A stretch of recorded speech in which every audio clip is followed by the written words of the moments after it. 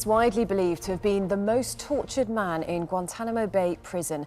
Mohamedou Ould Slahi was held for 14 years there without a single charge being brought against him. He kept a diary of the beatings, the torture, the psychological attacks that he suffered inside the notorious jail where the US government kept terror suspects. Now, as Garraway Patel reports, his story is being told in an incredibly powerful new film.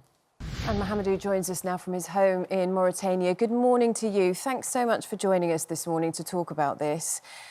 And I have to say, what a watch this film is. I saw it yesterday. It's so powerful, so emotional. It's based on your book about what happened. How is it for you having the world see your story like this? Good morning, Charlotte. Good morning, Ranve.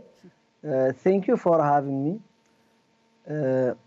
I'm so happy, it's so amazing that this whole thing started, with in total silence, in total darkness, and the world was not supposed to know everything.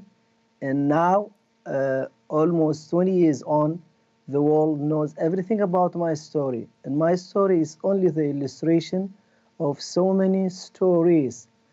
I mean, Mohammed Gul, who died in that cold room I described in my book, he didn't have a chance to tell you his story. But I'm so happy now I could share my story with you, with the world, and with your audience.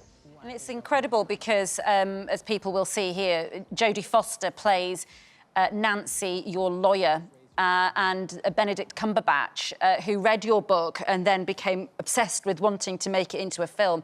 He plays the prosecuting lawyer for the military, who then has a crisis of conscience when he realises what it is, what it is you've been through. What he said was, that struck him, was that your humanity shone through.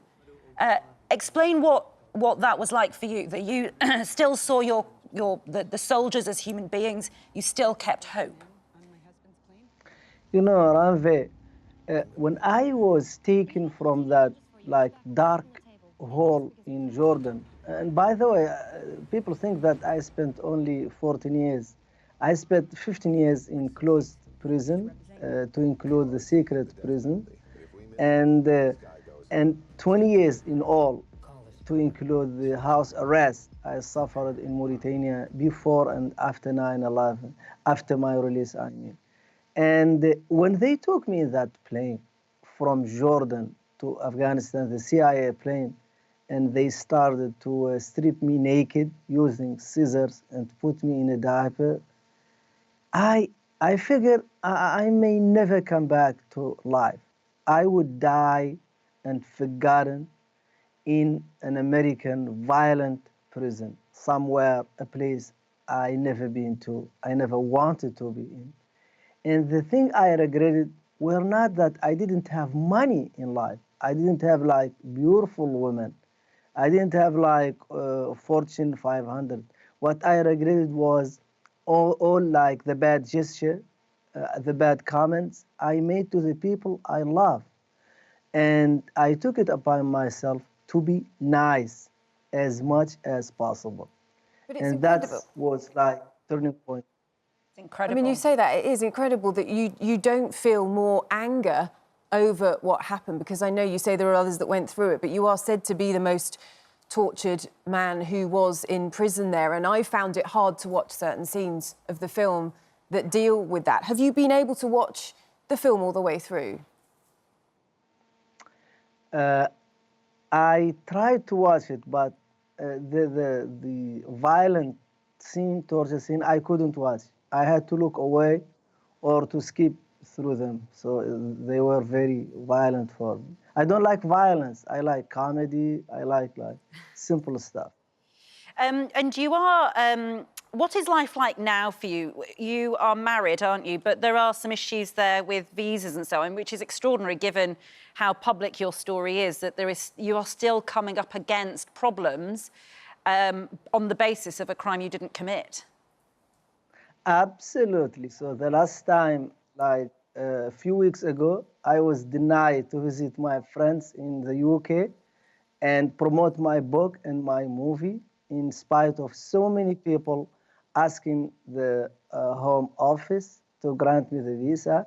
And it's the same circular argument and this double talk of the United Kingdom. On one side, they say they are against human rights violation, against Guantanamo Bay. But Guantanamo Bay, to them, the victims of Guantanamo Bay are still deserving of punishment to this day. And the people who committed heinous war crimes can come freely in the United Kingdom, promoting their books and promoting their work. It's something that I could never wrap my head around. And to be honest, this is like an insult to me. I love United Kingdom. I love the people of the United Kingdom. They helped me. They campaigned on my side. They made the movie. This is a British production.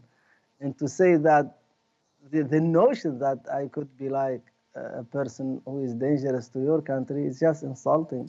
And the point that's made towards the end of the film is that over the 700 or so people who were in Guantanamo Bay, there was only ever 8 that were ever convicted.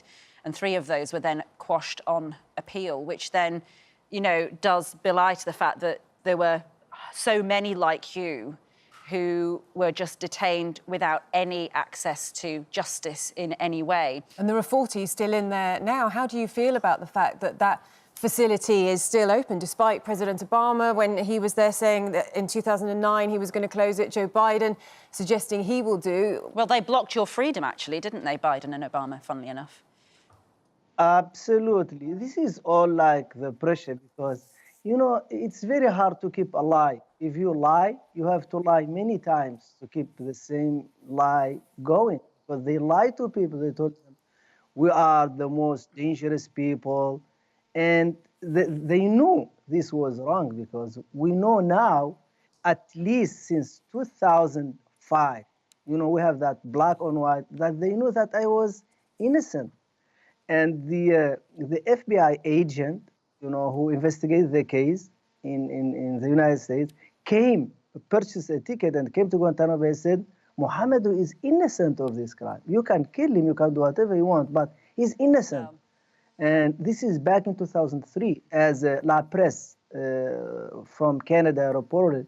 So they knew that they were wrong, but they would never admit it. This obsession of some people in the United States with dictatorship, and that dictatorship works, and remove the gloves, well, get down and dirty. It's all laid bare, actually, in this incredible film, and it's called The Mauritanian. With Jodie Foster and Benedict Cumberbatch and various. I mean, it's an astonishing story, and many of us this morning who were talked about it said it's an amazing fact, A, that you are still compos mentis and that you are actually alive at all, because watching those scenes that the Charlotte couldn't watch, it is extraordinary. And having the attitude that you do. Mohamedou, thanks very much for joining us this morning.